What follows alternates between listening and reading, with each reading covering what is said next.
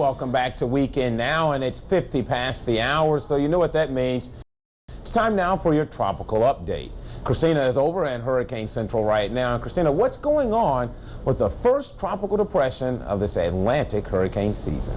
Well, Kevin, TD1 right now, a big rainmaker. That's what we're dealing with at this point. As a matter of fact, we have picked up some almost 23 inches of rain at Grand Cayman, so that's going to be a big concern with what's now a tropical depression and what could become a tropical storm. If it does become a tropical storm, the next name on the list, or the first name on the list, is Alberto. So here's what we're seeing. The latest coordinates have the system centered there toward the western tip of Cuba, and it's already, again, producing a lot of rain in some of these areas, and that's going to be one of the big concerns with this system. What we're also going to see is that it's eventually going to head on into the southeastern Gulf of Mexico as we go through the afternoon and the evening. And later on today, there's the possibility that it could get organized enough and strengthened enough so that we may have, again, a tropical storm. But here's how it looks on the satellite view. And again, we can see those cloud tops, those bright cloud tops, and underneath those, no doubt, getting some very heavy rain. And while the system is somewhat disorganized right now, we think that it could become a little better organized.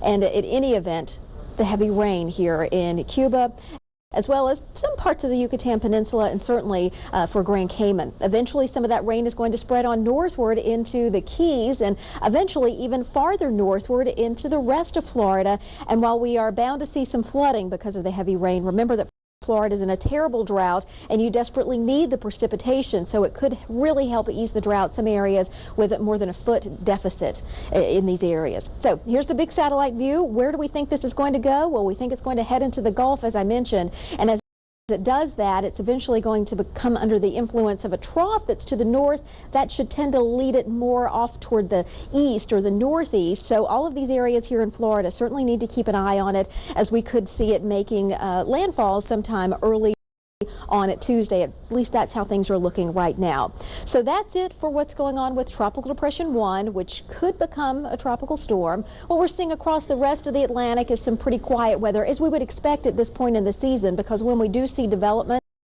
at this time of year, it tends to be in the Gulf and in the Western Caribbean. So again, we are seeing some pretty quiet conditions out across the Atlantic, but we will keep you posted with the very latest on our Tropical Depression 1. Again, just to recap, it's expected to move into the southeastern Gulf.